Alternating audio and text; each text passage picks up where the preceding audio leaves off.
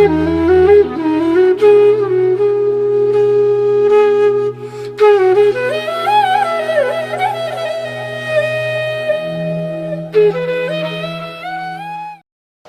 नहीं नहीं, बोलो ना किससे चर्चा हुई है? बोले अभी आहार के बाद एक पंडित जी आए थे, उन्होंने ये कहा, तुमने क्या? तो भाई सही में हम लोगों के मन में बैठ गया कि सही में क्या पाया क्या खोया। आचार्य अच्छा, बात समझ में आ गई। ध्यान रखना, जब तक मैं नहीं कहूँ तब तक इन पंडितों से बातें ही मत किया करो, नहीं तो ये छुल्लक की पीछी ओर चली जाएगी और लंगोटी चली जाएगी। आचार्य ने कहा देखो तुम लोग पढ़े लिखे हो, जानते हो, तो उन्होंने आचार्य जी ने बस यही उदाहरण दिया था कि प्रभात की लालिमा देखी? बोले देखी। शाम की देखी? बोले देखी। दोनों में कितना अंतर है? और आचार्य जी ने हम लोगों को 2 पंक्तियां सुनाई थी, वे आज भी मैं मंत्र के रूप में रखा हूँ। मंत्र जैनी पंडित, जैनी पंडित की बात कर रहा हूँ। पंडित का अर्थ जैनियों में ही पंडित होते हैं। जैनी पंडित की दिगंबर जैनियों में बहुत पंडित हैं और जैनियों में पंडा भी बहुत है। हम तो यहाँ हमारी सभा से जो कुछ भी बोला जाए वो समझ लेना चाहिए जैनियों के लिए ही विशेष तौर से बोला जा रहा है। बाकी मैं अन्य किसी के संबंध में कुछ बोलता नहीं। हर व्यक्ति का अपना अपना श्रद्धा है, अपनी अपना संप्रदाय है, अपनी अपनी आस्थाएं हैं। मैं किसी को बुरा नहीं कहता। हर व्यक्ति अपनी अपनी श्रद्धा आस्था रखता है। हर व्यक्ति के अपने रीति रिवाज हैं। कोई व्यक्ति रीति रिवाजों के संबंध में बुराई नहीं करता। मैं तो कहता हूँ भारत के हर संप्रदाय के रीति रिवाज में कोई ना कोई वैज्ञानिक रहस्य जरूर होता है। सब अपने अपने तरीके से मानते, अपने अपने तरीके से करते। मैं तो हमेशा कहता हूँ हर व्यक्ति को अपने कुल परंपरा के धर्म के रीति रिवाजों का पालन करना चाहिए, अपने कुल परंपरा के धर्म पर श्रद्धा रखना चाहिए, उसी से उनको सब कुछ मिलता है। इसलिए मैं जैन पंडित की बात कर रहा हूँ। जैन पंडित थे, वो पंडित जी थे। आचार्य श्री ने ये 2 पंक्ति सुनाई, प्रभात में भी लाली होती, संध्या में भी लाली है, एक जगाती एक सुलाती, कितने अंतर वाली है। अब हम लोगों को तो गुरु का मंत्र मिला और तुरंत नमोस्तु किया, कहाँ है वो पंडित, अब निपटाऊंगा। बच्चों में ताकत कितनी सी होती है। बच्चे को क्या, बछड़े जो होते ना, थोड़ा सा दूध पिला दो तो उछलने लग जाए, और भूखे हो जाए तो यूं बैठ जाए। हम लोग भी छोटे छोटे बछड़े जैसे थे। थोड़ा गुरुजी ने दूध पिला दिया, कहाँ है वो पंडित। है, ये स्थिति थी। इसलिए वे जैन पंडित जी को, पर मैंने कहा ये जैन पंडित जी नहीं है, ये जैन पंडा है। फिर बाद में समझ में आया, देखो एक छोटी सी बात के कारण से कितनी अश्रद्धा हो जाती।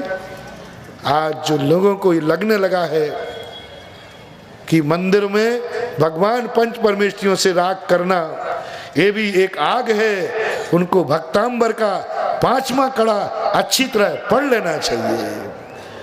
जो भगवान पांतुंग आचार्य कह रहे हैं, देव साध गुरु से ऐसा राग करो, ऐसा राग करो, ऐसा राग करो, जैसे मिर्गी अपने बच्चे से राग करती है, उसको बचाने के लिए शेर के सामने भी कूद पड़ती है। इसी प्रकार अपने धर्म को रक्षा करने के लिए, पंच परमेष्ठि की रक्षा करने के लिए शेर के सामने कूद करके प्राण देना पड़े तो भी पीछे हटने की बात नहीं है, लेकिन धर्म की व्रत की रक्षा करना चाहिए। यह तो हुआ अपना प्रवचन। क्योंकि आपको मैं चाहूं तो एक दिन में 48 काम कर दूंगा, लेकिन 10 तो आपको लग जाएंगे।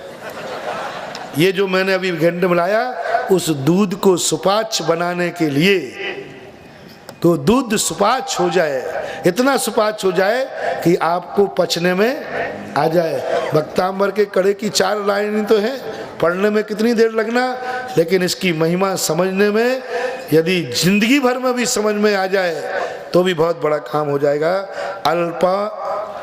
अल्प श्रुतम, देखो ये बीच में डैश लगा है ना, तो डैश का अर्थ होता है कि उस शब्द को आपको बोलते समय ज्यादा गैप नहीं करना।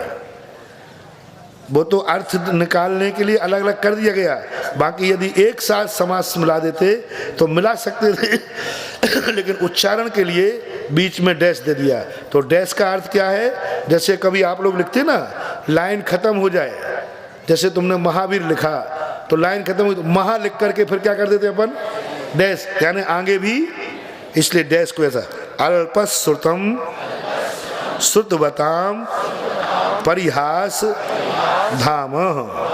श्रुतम के बाद जो डैश आ गया ये आवश्यक नहीं था, जरूरी नहीं था। अल्पश्रुतम के बीच में डैश तो ठीक है, लेकिन जब विभक्ति लग चुकी श्रुतम में तो फिर आगे डैश लगाने की जरूरत, इसलिए दूसरा डैश जो आप निकाल सकते हैं निकाल देना चाहिए। अल्पश्रुतम श्रुतवताम परिहास धाम। अल्पश्रुतम श्रुतवताम परिहास धाम।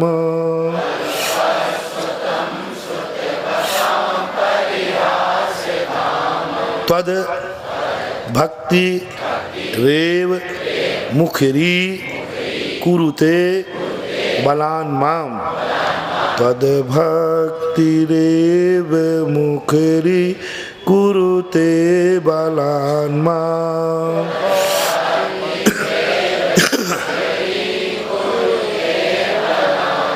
यत कोकिलः किल मधौ मधुरम विरौति।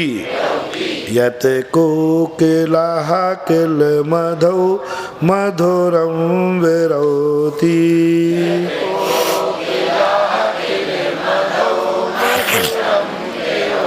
तच्चाम्र चारु कलिकः निकरेक हेतुः। तच्चाम्र चारु कलिका निकरेक हेतु।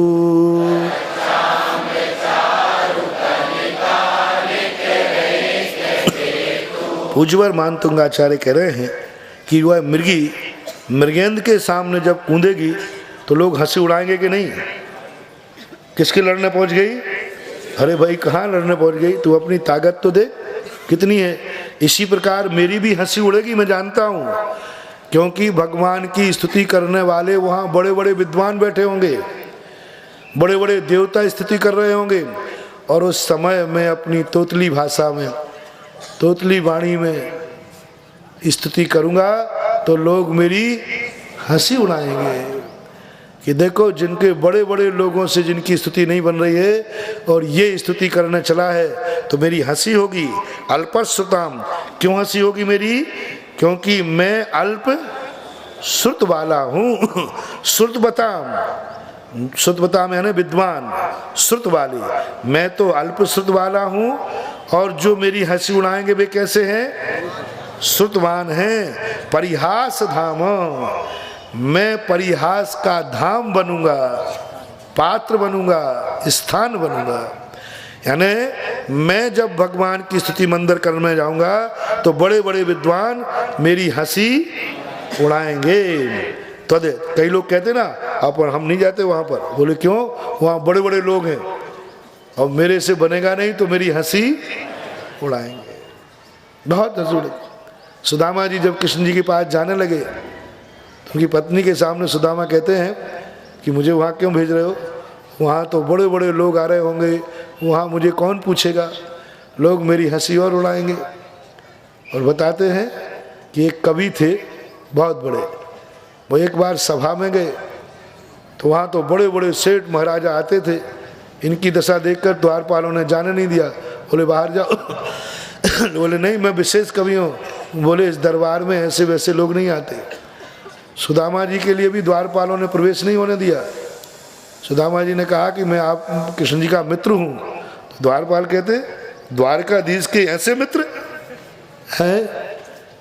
तब कितना अच्छा भजन बोलते हैं वो, कभी कभी दूर से सुना है, अरे द्वारपालो कन्हैया से कह दो है। फिर आगे क्या है? तुम्हारा सुदामा तुम्हारे द्वार, कुछ ऐसे ही दूर से सुना है, कितनी बड़ी है, तुम्हारा सुदामा तुम्हारे करीब आ गया। द्वारपाल क्या समझे हैं? वो तो बाहर की भेष को देख करके कहते हैं कहाँ द्वारकाधीश हमारे राजा और कहाँ तुम्हारी ये दशा, नहीं तुम द्वारकाधीश के मित्र नहीं हो सकते हो। लेकिन जब बाद में द्वारकाधीश जब देखा सुदामा को तो ऐसे गले लगाया, ऐसे गले लगाया कि उन द्वारपालों की हवा खिसक गई, अब मेरा क्या होगा है? तो ऐसे ही पूज्यवर मानतुंग आचार्य महाराज कह रहे हैं कि मेरी हंसी उड़ेगी तद भक्ति रेव, लेकिन मैं करूं क्या? तद यानी आपकी, भक्ति यानी भक्ति, ये यानी भक्ति ही, आपकी भक्ति ही क्या कर रही है मुझे? मुखरी कुरुते, मुखरी बोलते हैं बाचाल, चंचल, मजबूर कर रही है, और यूं कहना चाहिए मेरे मुंह को चला रही है। मैं करूं क्या? मेरा मुखरी कृत यानी बाचाल हो गया हूं मैं, मजबूर हो गया हूं मैं। माँ भगवान की देख करके ऐसी भक्ति उमड़ रही है, कुरुते बलान माम, मैं नहीं बोलना चाहता, मैं सोच के आया था कि बड़ों के बीच में बोलना नहीं बोलना, लेकिन मैं करूं क्या? आपको देख करके मेरे मुख से अपने आप शब्द निकलने लगे। बलात यानी मैं बहुत सोच रहा हूं कि नहीं बोलूं, लेकिन फिर भी मेरे मुख से शब्द बलात् माम, यानी मेरे मुख से बाचाल होकर के, भक्ति के वशीभूत होकर के बलात् मेरे मुख से शब्द निकल रहे हैं, भक्ति हो रही है। दो पंक्तियों का संयुक्त अर्थ कर दें, मैं अल्पश्रुत वाला हूँ, जो श्रुतवान है उनका मैं हंसी का पात्र बनूंगा, स्थान बनूंगा, लेकिन मैं क्या करूं? तद भक्ति रेव, आपकी भक्ति ही मुझे बाचाल कर रही है, बलात् रूप से मुझे, आपकी भक्ति ही मुझे बलात् रूप से भक्ति करने के लिए बाचाल कर रही है। उदाहरण यत कोकिलाकल मधु, तो कभी ऐसा हुआ है क्या जिसको पहले से मालूम है कि मेरी बुराई होगी वहाँ, और जो पहले से नियम लेके गया है कि मैं नहीं बोलूँगा, फिर भी बोल पड़ा? कि ऐसा कभी कोई दुनिया में हुआ है मानतुंग आचार्य महाराज जो आप करने जा रहे हो? बोले हुआ है। देखो, कोयल कभी बोलना नहीं चाहती, क्योंकि वो जानती है कि मैं बोली के फंसी। कोयल को लोग पकड़ते हैं ना, तो कोयल बोलना नहीं चाहती। पहला पक्षी है जो सबसे कम बोलता है, सबसे कम बोलता है। पूरे 12 मास में सब पक्षी ची ची ची ची पे पे पे पे पता नहीं क्या करते रहते हैं। कोयल कभी ची ची ची पे पे करते नहीं बोलेगी। और ध्यान रखना, सारे पक्षी, कौवा भी काला होता है, वो जब पेड़ पे बैठेगा तो सबसे ऊपर पथरी डाल पे बैठेगा, सबसे ऊपर, और कोयल बैठेगी तो पेड़ के बीच में बैठेगी, छुप के बैठती है। कभी कोयल को ऊपर वाले पेड़ पे बैठा हुआ मत देखना, डालियों के पत्तों के बीच में छुप के बैठती है, क्योंकि उसे मालूम है कौआ को, तो कौआ कहे देख मैं खुला बैठा हूँ, तो कोयल कहती है तुम अलग हो और मैं, मुझे देखते ही लोग ले जाएंगे, और तुम जाओगे भी तो तुम्हें कोई ले जाने वाला नहीं है, तो छुप के बैठती है, बोलना नहीं चाहती। लेकिन क्या करें?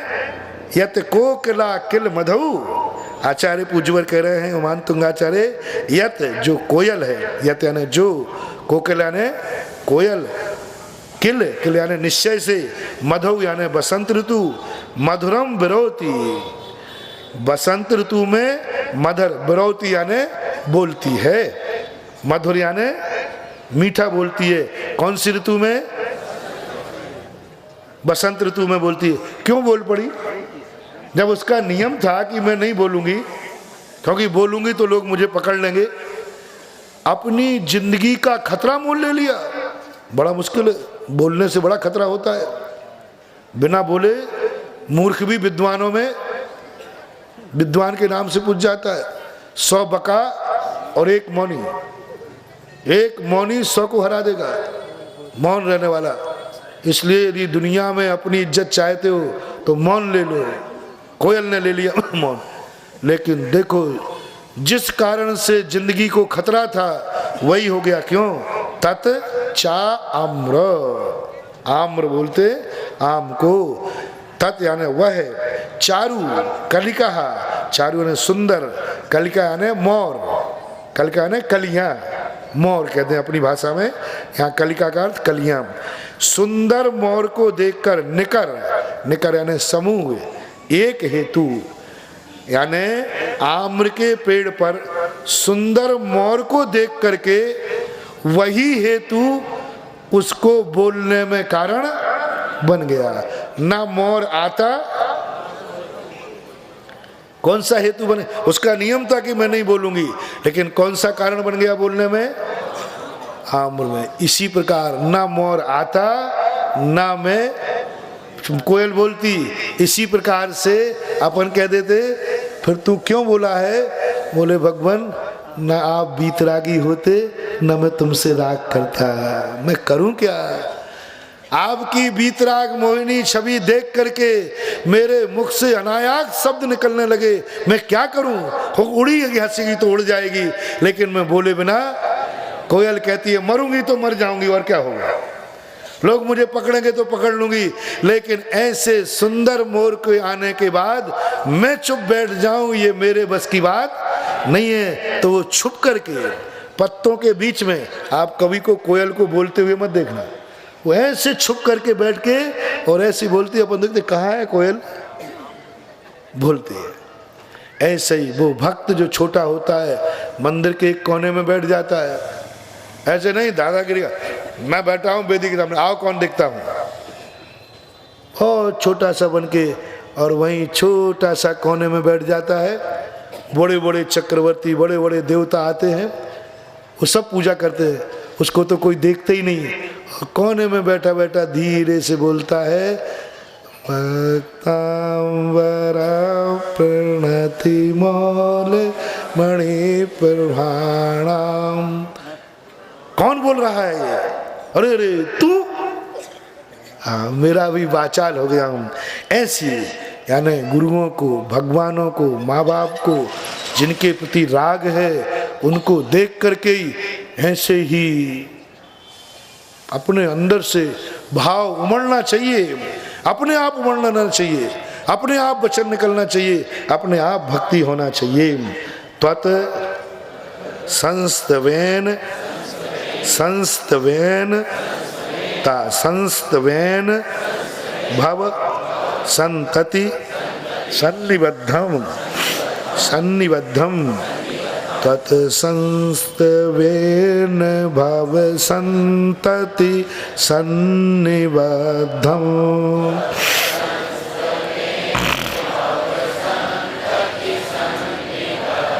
पापम क्षणात् क्षय मुपैति शरीर भाजाम, पापम क्षणात् क्षय मुपैति शरीर भाजाम।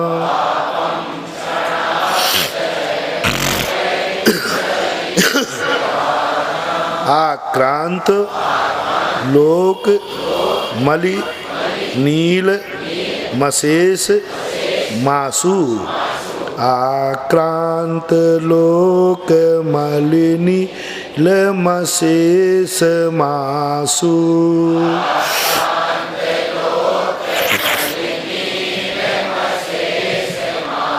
सूर्यांशु भिन्न मेव शार्वर मंधकारम, सूर्यांशु भिन्नमेव सार्वर मंधकारम।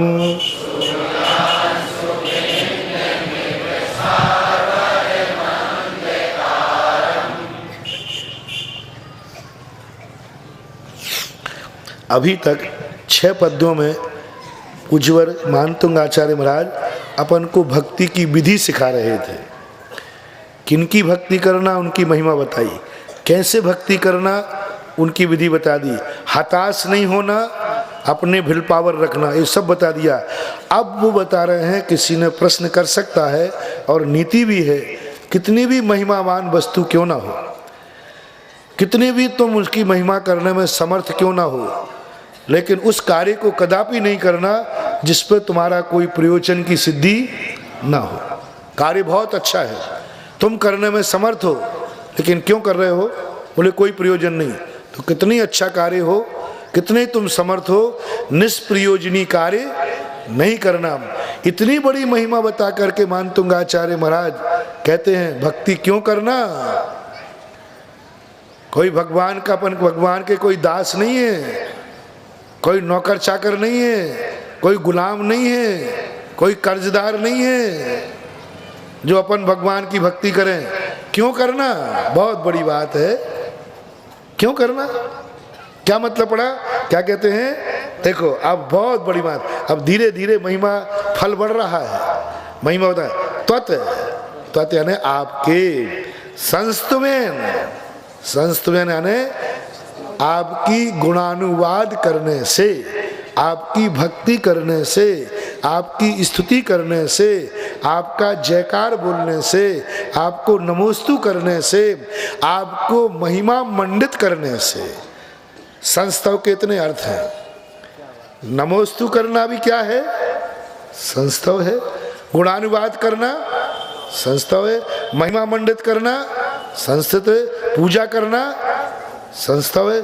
जितने भी अपन क्रियाएं करते हैं वे सब स्तुति में आएंगे। जो भगवान में है उसकी प्रशंसा करना स्तुति कहलाती है।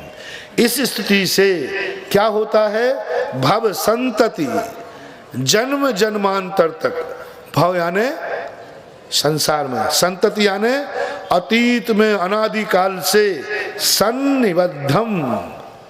सन्निबद्धम यानी जो बंधे हुए हैं, एक दिन के पाप नहीं बंधे। बोलो कब कब के पापी हैं अपन लोग? जन्म जन्म के पापी हैं, जन्म जन्म के पापी। इतिहास देखो, सबका इतिहास सबका इतिहास उठाओ, सबका इतिहास हंसी का पात्र बनेगा। हमारे आचार्य श्री कहते हैं इतिहास सबका काला है, कोई का इतिहास गोरा। सब निगोद से निकल के आए, सब नरकों से निकल के आए। पंच परावर्तनों को पढ़ो तब अपनी औकात पता चलती है कि हम क्या थे और आज। और उन दिनों को विचार करके बात करो, वे दिन विचारो तो रोंगटे खड़े हो जाते। हम ऐसे थे, हम ऐसे थे, हमारी ये दशा थी। हमेशा अतीत के भवों का चिंतन करने से हमें वैराग्य जागता है और भविष्य का चिंतन करने से हमें उत्साह जागता है। अतीत को कभी नहीं भूलना। एक सेठ था, उसके घर में एक चोर घुसे। संक्षेप में कर सुनाऊंगा। चोर घुसने के बाद चोरों ने कहा सेठ जी चाबी लाओ। सेठ जी बहुत समझदार थे, जबलपुर के थे, बहुत समझदार थे, ज्ञानी थे, क्योंकि 4 महीने प्रवचन सुन चुके थे, तो बहुत बीतरागी बन गए थे, बहुत निरोही बन गए थे। कोई ज्यादा राग नहीं था। उन्होंने कहा भैया बैठ जाओ, चाय पानी लाओ। बोले चाय पानी नहीं चाहिए, चाबी चाहिए। दे रहा हूँ साहब। तुरंत छल्ला उठाया, एक चाबी निकाली, बोले ये पकड़ो तिजोरी की चाबी। चोर कहते हैं जबलपुर के लोगों, ओरिजिनल चाबी रख रहे हो, नकली दे रहे हो? बोले भैया ये चाबी तो नहीं दूंगा। अब चोर कहता है, लगता है बदमाश दिखता है। चोर कहते हैं ये नहीं चाहिए, वही चाहिए।